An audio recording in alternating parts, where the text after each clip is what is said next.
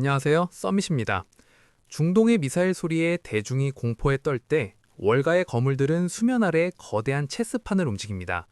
오늘 이 영상 하나로 단순한 이란 전쟁 뉴스를 넘어 중국을 포위하는 미국의 전략과 1.8조 달러 규모의 숨겨진 금융 뇌관까지 진짜 자본의 흐름을 잇는 안목을 전해드리겠습니다. 지금 바로 시작합니다. 서밋 가족 여러분, 전쟁 뉴스를 접하면 당장이라도 시장이 무너질 것 같은 공포에 휩싸이기 쉽습니다. 하지만 실제 자본의 흐름은 전혀 다른 방향을 가리키고 있습니다. 여기 S&P 500 지수 차트를 보시죠. 지난 10월 7일 이스라엘 하마스 분쟁이 발발하며 시장에 충격을 주었습니다. 당시 지수는 4,250선까지 밀리며 단기 저점을 형성했지만 보시는 것처럼 불과 몇 달 만에 4,850선이라는 신고가를 경신하는 저력을 보였습니다. 바클레이지의 역사적 분석에 따르면 지정학적 위기 발발 후 첫 10일은 하락세를 보이지만 1개월 후엔 보합, 그리고 결국 평균 8에서 10%의 상승으로 이어지는 패턴을 보입니다. 공격 직후 급락했던 비트코인과 유가가 즉각적인 V자 반등을 기록한 건 역시 같은 맥락이죠. 월가의 거물 스티브 아이스만이 이번 분쟁 때문에 포트폴리오를 단 하나도 바꾸지 않겠다고 단언한 것은 결국 시장이 일시적인 소음이 아닌 철저히 데이터와 펀더멘탈에 의해 움직인다는 확신 때문입니다. 지정학적 리스크를 제대로 이해하려면 두 나라의 기묘한 역사적 궤적을 먼저 들여다봐야 합니다. 이란과 이스라엘, 지금은 1500km 떨어진 철천지 원수 같지만 사실 과거엔 구원자와 동맹의 관계였습니다. 고대 페르시아의 고레스 대왕은 바빌론 포로를 해방해 이스라엘 재건을 도운 구원자였고 1950년대 팔라비 왕조 시절엔 석유 공급과 미사일 기술을 공유하며 직항 노선까지 운영하던 전략적 파트너였습니다. 물론 1979년 이슬람 혁명으로 호메이니가 집권하며 이스라엘을 작은 사탄으로 규정해 관계가 완전히 단절되기도 했지만 바로 이듬해 터진 이란-이라크 전쟁 당시 이스라엘이 이라크를 견제하기 위해 이란의 비공식 군수물자를 지원했던 사실은 역사의 큰 아이러니입니다. 결국 투자자가 읽어야 할 것은 표면적인 종교적 명분 뒤에 숨겨진 철저한 전략적 실리의 변화입니다. 이러한 유연한 역사적 맥락을 이해해야만 지금의 충돌이 전면전으로 치달을지 아니면 또 다른 전략적 계산 아래 멈출지를 냉철하게 판단할 수 있습니다. 지도를 보시죠. 이란의 전략은 매우 치밀합니다. 1500km라는 지리적 거리를 극복하기 위해 인접국의 위성국가와 무장단체를 구축한 시아파 초승달 벨트 전략이죠. 하마스, 헤즈볼라, 후티 반군 같은 저항의 축이 이스라엘을 촘촘히 포위해 대리전을 수행하고 있습니다. 여기서 우리와 같은 투자자가 간과하지 말아야 할 핵심은 하메네이 같은 최고 지도자의 유무가 전쟁의 즉각적인 종결을 의미하진 않는다는 사실입니다.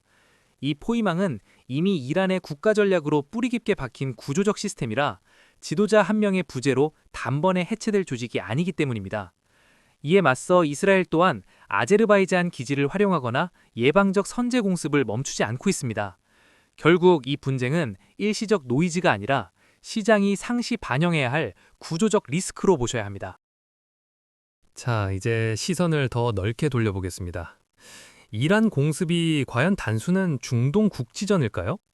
월가는 이것을 중국을 포위하기 위한 미국의 거대한 체스판으로 해석합니다.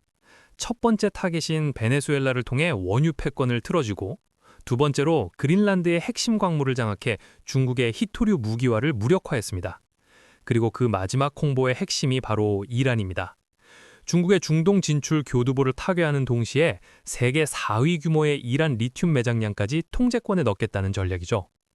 결국 이 전쟁의 본질은 중동 분쟁을 넘어 중국의 숨통을 조이는 거시적 포위망의 완성입니다. 투자자 여러분은 이 거대한 설계 속에서 자본이 어디로 향하는지 그 맥락을 짚어내야 합니다. 그렇다면 미국이 이란의 혈맥을 끊으려는 진짜 이유는 무엇일까요? 바로 에너지와 페트로달러 패권의 수호입니다. 데이터를 보시죠. 중국은 현재 전체 석유 수입의 약 15%를 이란으로부터 헐값에 조달하고 있습니다. 따라서 이란 지도부 타격은 곧 중국 공장 가동률의 치명타가 된다는 뜻이죠.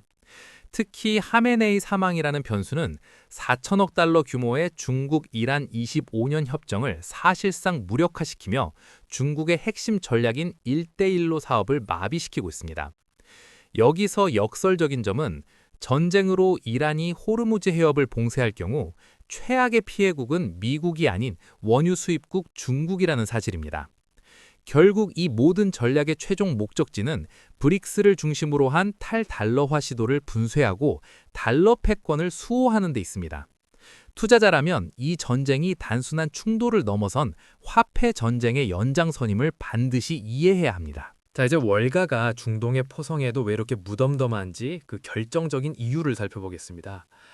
과거에는 지정학적 불안이 곧 글로벌 에너지 쇼크로 이어지며 시장을 흔들었지만 지금은 상황이 완전히 달라졌습니다. 셰일 혁명을 통해 미국 스스로 세계 최대 원유 생산국으로 등극했기 때문이죠. 특히 최근 미국은 베네수엘라 마두로 대통령 축출을 통해 자국 생산량의 베네수엘라의 막대한 매장량까지 사실상 장악하며 현재 전 세계 원유 생산과 통제의 약 40%를 점유하고 있습니다. 블룸버그의 분석처럼 그동안 미국의 대외 군사 행동을 제약해온 유가 리스크가 사실상 제거된 셈입니다. 월가가 전쟁 소음 속에서도 평온을 유지할 수 있는 진짜 배경, 바로 미국이 구축한 강력한 에너지 완충 장치에 있습니다. 하지만 서밋 가족 여러분, 이제는 시야를 더 깊은 곳으로 옮겨야 할 때입니다. 지금 언론이 매일같이 보도하는 이란 전쟁은 사실 수면 위에 드러난 빙산의 일각, 즉 단기적 노이즈에 불과하기 때문이죠.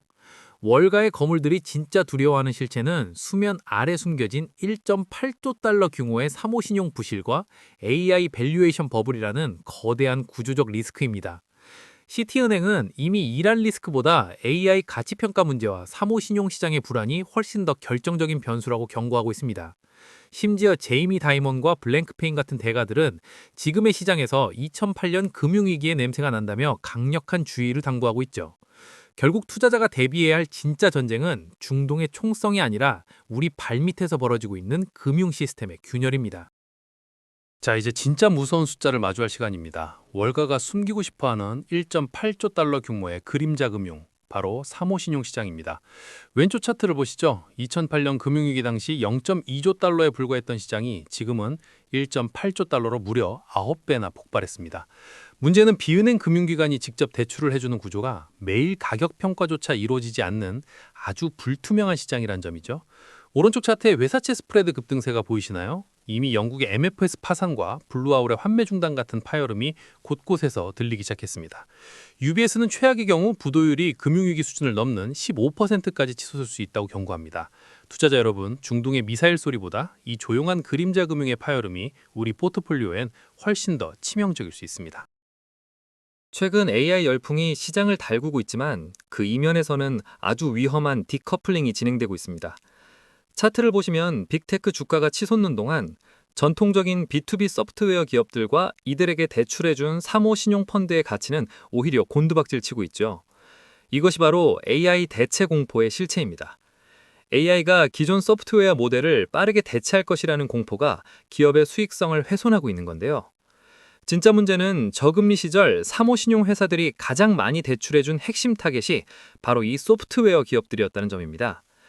결국 기업의 수익 악화가 사모펀드의 펀더멘털 붕괴로 이어지고 이것이 금융 시스템 전체로 번지는 전이 리스크로 확장될 수 있습니다. AI 붐이 쏘아올린 이 치명적인 나비 효과, 투자자라면 절대 가볍게 보셔선 안 됩니다. 자, 이제 월가가 그리고 있는 4가지 매크로 시나리오를 통해 우리의 위치를 점검해 보겠습니다. 인플레이션 강도와 신용 건전성을 축으로 한 이 매트릭스에 주목해 주십시오. 현재 시장의 기본 베팅은 전쟁 장기화 없이 유가와 물가가 안정되며 완만하게 금리가 인하되는 골디락스 시나리오입니다. 하지만 드러켄 밀러 같은 대가들은 강한 경제와 고물가가 공존하는 리플레이션의 무게를 두고 주식 롱과 채권 숏 그리고 금과 구리 해지 전략을 구사하고 있죠. 우리가 특히 주목해야 할 경계 대상 1호는 고금리가 예상보다 길어지며 사모 신용이 붕괴되는 신용 부실 위기입니다. 여기에 화이트 칼러 대량 실업을 유발하는 AI 버블 붕괴 가능성까지 시장은 지금 매우 예민한 균형점 위에 서 있습니다. 여러분의 포트폴리오는 지금 어떤 시나리오를 방어하고 있습니까? 마지막으로 우리가 반드시 추적해야 할 실전 지표 3가지를 짚어보겠습니다. 뱅크 오브 아메리카의 마이클 라트넷은 주식이 온전해 보여도 신용이 깨지면 결국 주식도 무너진다고 강력히 경고했습니다. 첫째, 시니어론 ETF인 SRLN의 가격 추이입니다. 선순위 은행 대출의 건전성을 보여주는 이 지표가 200일 이동 평균선을 하향 돌파한다면 이는 금융 시스템의 하중이 한계에 도달했다는 강력한 위험 신호입니다. 둘째, 하이힐드 채권 스프레드입니다. 투기 등급 기업들의 자금 조달에 경색이 오는지 매일 체크하십시오. 스프레드가 급등한다면 즉각 경계 태세에 들어가야 합니다. 마지막으로 유가와 인플레이션입니다. 호르무즈 해협 등 지정학적 돌발 변수가 유가 상단을 뚫고 연준의 금리 스케줄을 훼손하는지 확인해야 합니다. 주가라는 화려한 겉모습이 아니라 신용이라는 보이지 않는 뼈대를 먼저 확인하는 투자자만이 다가올 폭풍에서 살아남을 수 있습니다. 서밋 멤버십에서는 1일 시황을 제공해드리며 위와 같은 리스크를 점검하고 있습니다. 자, 이제 결론을 내려보겠습니다. 지정학적 총성에 매몰되지 마십시오. 진짜 전쟁은 지금 달러 패권과 그림자 금융 속에서 벌어지고 있습니다. 투자자를 위한 3가지 핵심 전략입니다. 첫째, 단순한 중동 충돌로 인한 단기 급락은 방어력이 검증된 미국 주식의 역발상 매수 기회로 활용하십시오. 둘째, 화려한 AI 주가 뒤에 숨은 사모신용과 하이힐드 스프레드의 균열 징후를 매일 추적하는 크레딧 모니터링이 필수입니다. 셋째, 신용 사이클 붕괴에 대비해 레버리지를 축소하고 충분한 현금과 금, 구리 같은 실물 자산으로 포트폴리오 방어막을 구축하시기 바랍니다. 오늘 내용이 도움이 되셨다면 주변의 소중한 분들께 저희 서밋 채널 추천을 꼭 부탁드립니다. 여러분이 확실히 부자가 될 수 있는 투자 역량과 그릇을 키울 수 있도록 훌륭한 정보를 빠르고 정확하게 제공하겠습니다. 오늘도 성투하시길 바랍니다. 감사합니다.